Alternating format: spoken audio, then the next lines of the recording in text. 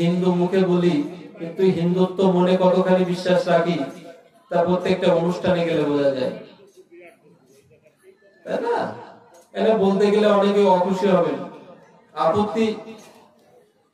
এই যে নামযজ্ঞের বরণ পর্ব হলো, ধুতি পরে আসাটা কি শ্রেয় ছিল না? কারো বাড়িতে ধুতি নাই, এগুলো দৃষ্টিকটু লাগে না। পোশাকে সাধুর পরিচয় না, কিন্তু এই জন্য নরেনকে বলেছিল যে পুলিশকে আসামি ধরতে হলে তার পোশাকটা পরতে হয় নরেন। যখন সাধু সঙ্গে আসবে, সাধুর পোশাক থাকবে, তাহলে লোকে তোমাকে মান্যতা করবে। শ্রোতাং শ্রোতাং নিত্যং গীয়তাং গীয়তাং মুদা চিন্ততাম চিন্ততাম ভক্ত্যা শ্রীমদ্ ভাগবত অমৃতম। শ্রোতাং শ্রোতাং নিত্যং, হে ভক্তগণ, শ্রবণ করো কৃষ্ণ কথা। গীয়তাং গীয়তাং মুদা, গান করো কৃষ্ণ কথা। চিন্ততাং চিন্ততাং ভক্ত্যা, হে ভক্তগণ, চিন্তা করো শ্রীমদ্ ভাগবত অমৃতের কথা। তো আমরা তো কোন প্রকারের ভক্তের মধ্যে যে আছি, আমি আমাকে দিয়ে বিচার করি, কোন প্রকার ভক্তের মধ্যে যে আমরা পড়ি, বিশেষ করে আমরা দক্ষিণবঙ্গের মানুষ জানি না। গীতাতে ভগবান বলেছেন, হে অর্জুন, 4 প্রকারের ভক্ত আছে আমার। চতুর্বিধা ভজন্তে মাম জনঃ সুকৃতিন অর্জুন। আর্ত জিজ্ঞাসু অর্থার্থী জ্ঞানী চ ভরতস্যব। হে অর্জুন, আমার 4 প্রকারের ভক্ত আছে। জানবে যারা আমার ভক্ত, তাদের পূর্ব জন্মের সুকৃতি ফলেই তারা আমার ভজনা করেন। যারা আর্ত ভক্ত, অর্থার্থী ভক্ত,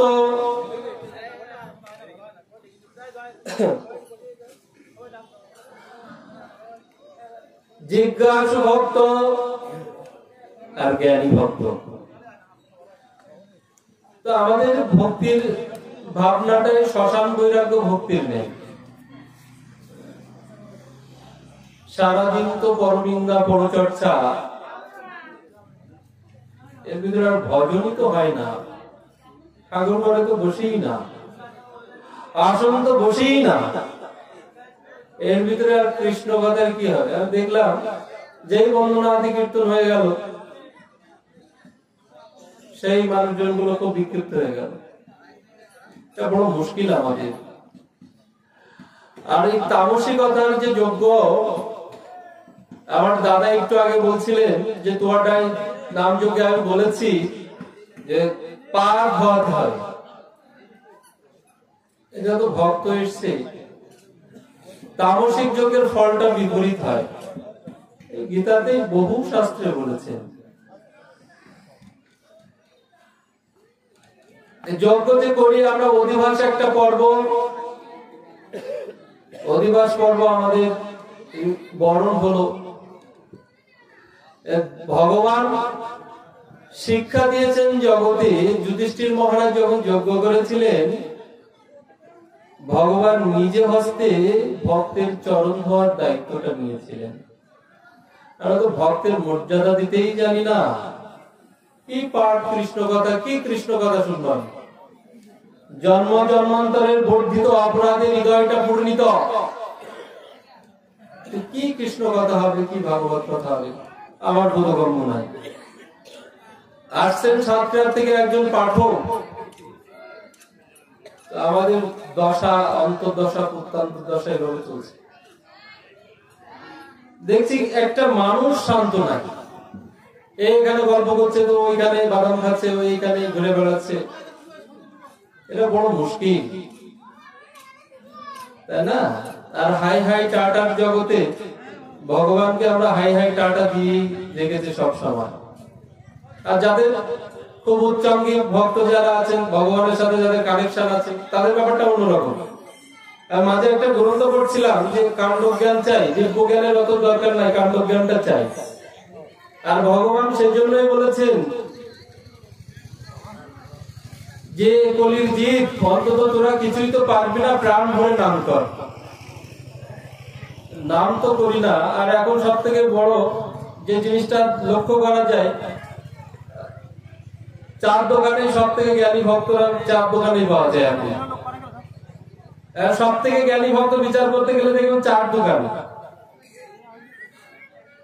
চার দোকানে তো ভাগবত দেখবেন সব জ্ঞানী ভক্তরা চার দোকানে বসেই আড্ডা, যা যত শাস্ত্র আছে তার সব জানা আছে। এই নামটাও তো আমরা মুখে বলি, বছরে 16 প্রহার নাম যোগ হয়ে গেল, তারপর নাম বন্ধ হয়ে গেল, আমার কানেকশন হয়ে গেল ভগবানের সাথে। চেত দর্পণ মার্জনম ভব মহাদাবাগ্নি নির্বাপনম শ্রেয় গৈরব চন্দ্রিকা বিতরণম বিদ্যামধু জীবনম আনন্দম বুদ্ধিবর্ধনম প্রতিপদম পূর্ণমৃত সদনম সর্বাত্ম স্নাপনং পরং বিজয়তে শ্রীকৃষ্ণ সংকীর্তনম। নাম যে করব, কেন করব? নাম করলে কি হয়? চিত্ত দর্পণ মার্জন হয়। ভব জ্বালাটা কমে যায়, মঙ্গল পুষ্প প্রস্ফুটিত হয়, আনন্দ সমুদ্র বাড়ে, কৃষ্ণ প্রেম ভক্তি লাভ হয়, সকল ইন্দ্রিয়গুলো ডুবে যায় এই নামের মধ্যে। যদি কারণ নাম অপরাধ থাকে, জানলে তার এই নামপ্রভু কৃপা করবেন না। শাস্ত্রের জন্য প্রথমেই বাদ দিয়েছেন। আমরা যদি অজামিলের চরিত্র দেখি ভাগবতে, চুরি করেছেন, ডাকাতি করেছেন, মানুষ হত্যা করেছেন, অজামিলের নাম অপরাধ ছিলেন না। অজামিল কখনো সাধু নিন্দা করেন না। অজামিলের চরিত্রে অজামিল কখনো ব্রাহ্মণ নিন্দা করেন নাই, কখনো শিব নিন্দা করেন নাই, কখনো বৈষ্ণব নিন্দা করেন নাই। সেই সে বৈষ্ণব ধর্ম সকলের প্রণতি। বৈষ্ণব ধর্ম সেটাই যে সকলকে সম্মান করে। এই জন্য আমার গুরু মহারাজ বলেন, 5টা নিজ আর থাকবে তার ভজন জগৎ দিল হবে। 5টা নি কি? প্রথমেই বললেন নিঃসঙ্গ। আমরা তো সন্ধ্যান্নিকের পর্বটা আমরা উঠিয়ে দিয়েছি, বড় মুশকিল আমাদের। মানুষের তো প্রাইভেসি থাকবেই, তাই না? অন্তত 30 সন্ধ্যা না পারি 1 সন্ধ্যা বসা উচিত, তাও তো বসি না। আর এই যে তামসিক যজ্ঞ, কেন বলছি তামসিক যজ্ঞ? গীতায় বলেছেন 16 অধ্যায় দৈবাস্য সম্পদ বিভাগীয় গিয়ে বলেছেন যে তামসিক যজ্ঞের ফলটা বিপরীত হয়। একাদশী তিথি পড়েছে, দেখছি কীর্তনিয়া হোটেল থেকে মাছ মাংস খেয়ে এসে নাম মঞ্চে নাম করছে। আর এই যে বিকৃতি নাম, আমি বিরোধিতা করছি না, এত কষ্ট করে আয়োজন করা, আমাদের ছেলেরা এত কষ্ট করে বাইরে মাদুকরি করে, এই কষ্ট করে যে আয়োজন, আমি জানি এটা অনেক কষ্টের, কিন্তু যে যজ্ঞ তামসিক এবং বিকৃত নাম শাস্ত্রে নিষিদ্ধ করেছেন। তারপরেও আরেকটা সমস্যা হচ্ছে, মহিলা দল ছাড়া কীর্তন চলবে না, আছে না? সুন্দর করে মাথা ডেকে রাখা, খুব ভালো লাগে, তাই না? এই যে তামসিক যজ্ঞের গীতা, আমি জানি না, গীতা মানুষ তো অন্ধ হয়ে যাচ্ছে আরো দিন দিন। নহি জ্ঞানেন সদৃশম পবিত্রম ইহ বিদ্যতে তৎ স্বয়ং ইহ সংসিদ্ধ কালেন আত্মনিবিন্দতি। এই জগতে প্রকৃত অন্ধ সেই, যার জ্ঞান নাই, জ্ঞান অন্ধ, সেই একমাত্র প্রকৃত অন্ধ। যার দুই চোখ নাই সে প্রকৃত অন্ধ নয়। দেখবেন টাকা দেবে, নোট গুনে নেবে, এরকম অন্ধ আছে না? দুই চোখে দেখতে পায় না, টাকা দিয়েছে, নোট কত বলে দিতে পারে। শাস্ত্রে বলেছে যার জ্ঞান নাই সেই প্রকৃত অন্ধ। এই যে ত্রিসন্ধ্যার কথা বলছিলাম, একাকিত্ব, নিঃসঙ্গ, প্রয়োজন হলে ঘরের দরজাটা বন্ধ করে করবে, ভগবানের সাথে একীভূত হওয়া। এটা যদি না করতে পারি, বছরে 16 প্রহর নাম যজ্ঞ দিয়ে খুব বেশি লাভ হয় না। মানুষের পরিবর্তন কোথায়? যেদিকে দিবাকর ভট্টাচার্য 2 দিন আগে এলেন এখানে, মাঠে জায়গা ছিল না, সেই দিবাকর ভট্টাচার্য 2 দিন পরে আসতেই হাতে গোনা রাম 2 3.5। এই তো আমাদের শ্মশান বৈরাগ্য ভক্তি। তাই করবেন, অন্তত ত্রিসন্ধ্যাটা করবেন, ভগবানের সাথে একীভূত হবেন। যে সময়টা ভগবানকে দিবেন সেই সময়টা অন্য কাউকে দিবেন না, অন্য কাউকে দিবেন না। ত্রিসন্ধ্যাটা অন্তত করবেন। ধর্ম তো আচরণের শিক্ষা দেয়। আমরা কোন পথে হাঁটছি আমরা বুঝতে পারছি না। তারপরে বলে নিরুদ্বেগ, চিন্তা থাকবে না। যদিও সেই জায়গা, সেই স্তরে ওটা খুব মুশকিল। কোটি কোটি জন্মের সাধনা না থাকলে সেখানে পৌঁছানো যায় না। নিরুদ্বেগ, যেটা অর্জুনের মতো অত বড় সখা, অর্জুন তিনি পর্যন্ত কৃষ্ণকে বললেন যে হে কৃষ্ণ, চঞ্চলাপি মনকৃষ্ণ প্রমাতি বলভদ্রম। গীতাতেই বললেন যে আমি আমার মনটাকে স্থির করতে পারছি না। বলে এই বারবার স্থির করতে হলেই তোমাকে আসন করতে হবে। এই যে গীতাতেই বলেছেন, ভুরুর মধ্যে, 2 ভুরুর মাঝখানে যে ত্রিনয়ন, জ্ঞান নেত্র বলা হয়েছে, তারপরে সহস্র জালে যে মিলিত হওয়া, এটা একদিনে হয় না, এটা পুনঃ অভ্যাস। একদিন ঠাকুর ঘরে বসলাম আর 10 দিন পরে যে ঠাকুর ঘরে একটু ফুল মিষ্টি দিলাম, না না না। এই এক চক্রধামে এই যে কয়েকদিন আগে নিত্যানন্দ ত্রয়োদশী গিয়েছে, গত বৃহস্পতিবারে নিত্যানন্দ ত্রয়োদশী। এই এক চক্রধামের বিশেষ মহাত্মা ছিলেন জীবশরণ প্রভুপাদ, জীবশরণ দাস বাবাজি মহারাজ।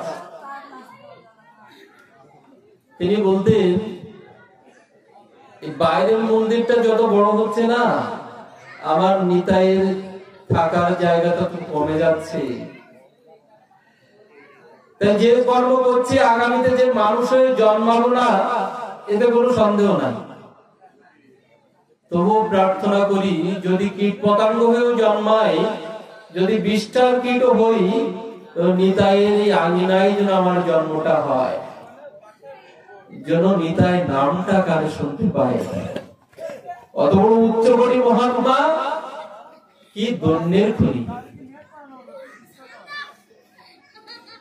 তাই নিরুদ্বেগ, আমার গুরু মহারাজ তো বলেন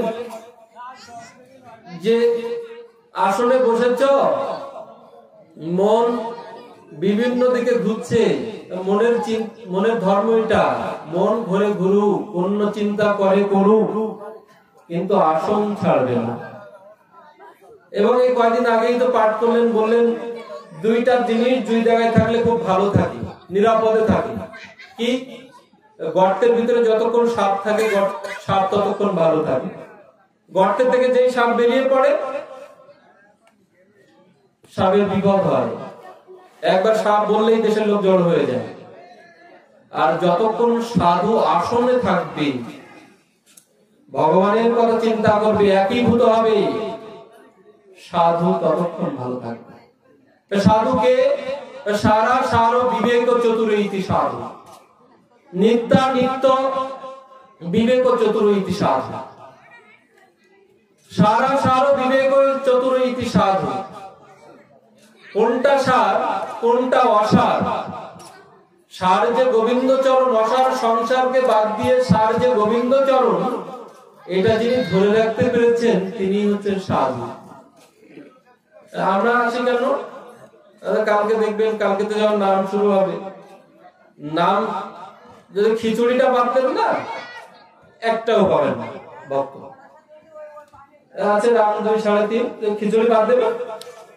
দাদা একমত কিনা জানি না, খিচুড়ি হবে না ওদের, ভক্ত পাবেন, আসবে ভক্ত আসবে। নামের মহিমা, নামের মহিমা তো আছে, নামের মহিমা আছে, এটা বুঝতে হলে তো এই ভাগবত অনুষ্ঠানে না আসলে তো বুঝবে না। তাই কালকে থেকে যারা নাম শুনবেন, মনটা কৃষ্ণ চরণে দিয়ে কৃষ্ণ নাম শুনবেন, যদিও বা বিকৃত নাম। আমার ইচ্ছা আছে, একটু আগে বলছিলাম, যদি কখনো সময় সুযোগ হয় এখানে সপ্তাহ ভাগবত পারায়ণ চলবে। ভগবান যদি কখনো আমাকে সেই সুযোগ দেন, সেটা আমি দাদার সাথে একটু আগে আমি বলছিলাম। তাই নিরুদ্বেগ চিন্তা থাকবে না, যতক্ষণ সাধু সঙ্গে আছো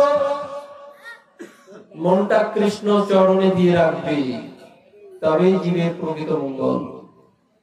আর এখানে আসলাম, বাড়ি মন বাড়ি পড়ে থাকলো, বাড়ি গেলে ছেলেটা কি খাবে, স্বামী কখন ফিরবে, ছেলেটা পড়ছে কিনা, মেয়েটা কি করছে, এই যদি চিন্তা থাকে এখানে আসার দরকার নাই।